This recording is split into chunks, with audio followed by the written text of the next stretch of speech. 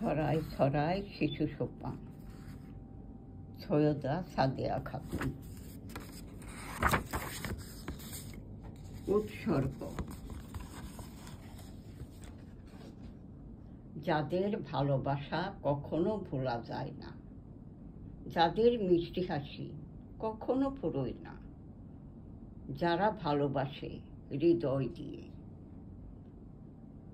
সেই সুন্দরবনের শিশুদের ভালোবাসাকে আরও মজবুত বাঁধনে বেঁধে রাখার বাসনা নিয়ে শিশু সমাজে আমার প্রথম নিবেদিত গ্রন্থখানি তাদের তরে উৎসর্গ করা হলো।